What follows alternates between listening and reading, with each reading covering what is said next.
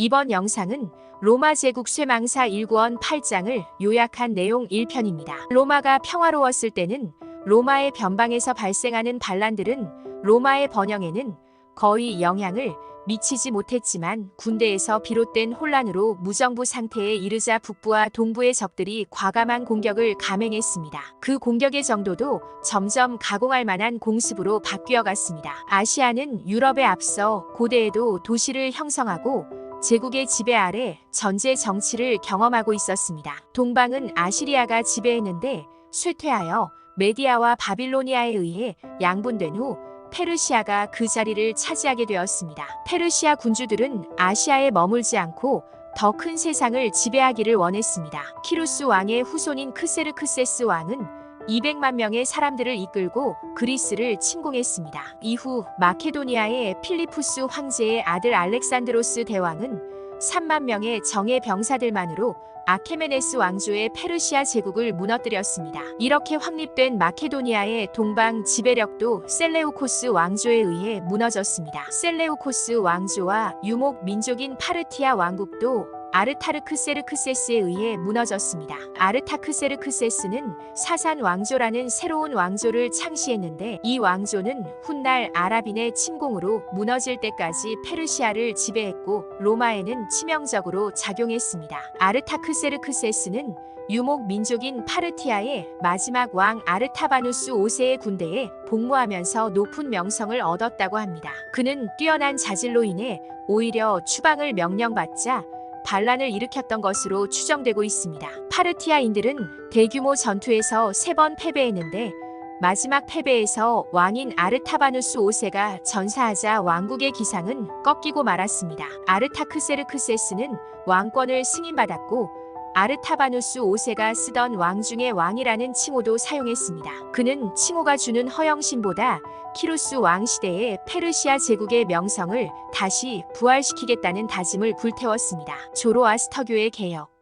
페르시아가 오랜 기간 마케도니아와 파르티아의 지배하에 있던 동안에는 유럽과 아시아의 여러 나라들은 서로의 미신과 종교를 받아들여서 서로 타락시키고 있었습니다. 아르사케스 왕조는 조로아스터교를 믿었지만 다양한 우상이 혼합되어서 조로아스터교가 타락했다고 합니다. 페르시아의 고대 예언자이며 철학자인 조로아스터는 여전히 숭배되었지만 경전 해석의 어려움으로 70개의 교파로 나뉘면서 논쟁을 벌이고 있었습니다. 아르타크세르크세스는 여러 종파를 통합하고 비신도들을 논파하려는 목적으로 전국에 있는 마귀를 소집했습니다. 처음에는 경멸과 무시를 당해온 마귀들로부터 열렬한 환영을 받아서 8만 명에 이르렀지만 점점 줄어 마침내는 7명만이 남았습니다. 7명 중에 가장 신앙이 깊었던 성직자인 에르다비라프가 동료들로부터 최면용 포도주 3잔을 받아서 마신 후 깊은 잠에 빠졌습니다. 그는 깨어난 후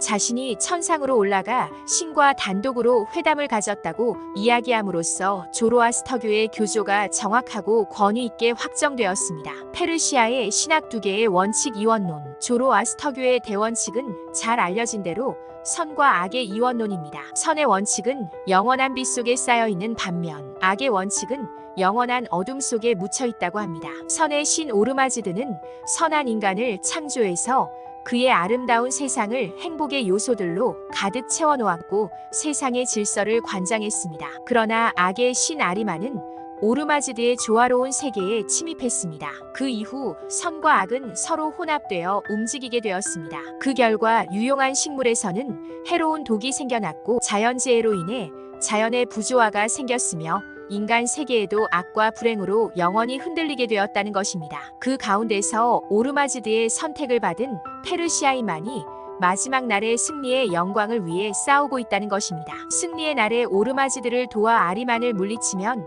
악의 추종자들은 다시 어둠에 갇히고 선이 우주의 영원한 조화와 평화를 유지하게 된다고 합니다. 조로아스터교의 종교적 숭배. 조로아스터교의 신학은 이해하기 어렵다는 견해가 많지만 연구한 사람들은 오히려 매우 단순하다는 사실에 놀란다고 합니다. 다신교였던 헤로도투스는 그들이 유일신을 주장하면서도 자연의 여러 요소를 숭배한다고 비난했습니다. 그에 대해 그들은 불, 빛, 해를 미트라로 칭하며 숭배하는 것은 그것이 자연이라는 유일신의 가장 순수한 상징이자 강력한 대리물이기 때문이라고 반박했습니다. 조로아스터교의 의식과 도덕적 의무. 조로아스터교의 신도들에게 있어서 정의, 자비, 자선 등의 도덕적 의무는 필수적으로 요구되었습니다. 그 영원한 축복의 세계에서는 신앙심과 선행의 정비례에서 각자의 행복의 정도가 정해진다고 믿었습니다. 농업의 장려. 자라투스트라는 독실한 신앙을 얻기 위해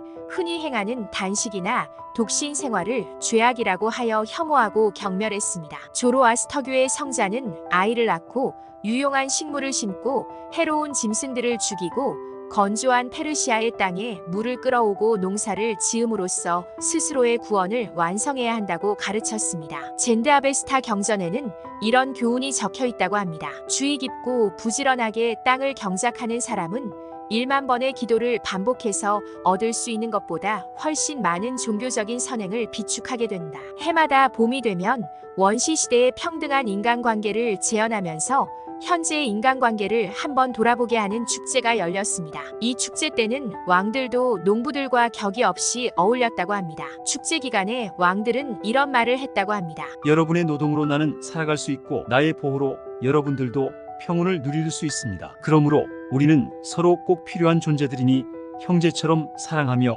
조화롭게 살아갑시다. 저자는 이러한 축제가 전제적인 제국에서는 희극과 같은 연극적인 행사였을 테지만 때때로 군주의 마음에 유용한 교훈을 심어주기도 했을 것이라 추측하고 있습니다. 조로아스터교의 위세, 마귀의 재산은 상당히 많았습니다. 비옥한 토지 소유는 물론 페르시아인들의 재산과 노동에 대해서도 세금을 징수했습니다. 마귀들이 젊은이들의 교육을 위임받아서 행하고 있었기 때문에 자신들에게 유리하도록 교육시키는 일이 가능했습니다. 마귀들은 마술에도 정통했다는 평판을 얻고 있었는데 매지, 즉 마술이라는 명칭도 마귀에서 비롯된 것이라고 합니다. 아르타르크세르크세스의 통치에 마귀의 조언이 영향을 주어서인지 마귀들은 예전과 같은 권세와 영광을 누릴 수 있었다고 합니다. 조로아스터교의 박해의 정신. 아르타크세르크세스는 조로아스터교의 예배를 제외한 모든 예배를 금지하는 칙령을 내렸습니다. 이로 인해 파르티아 왕들의 동상이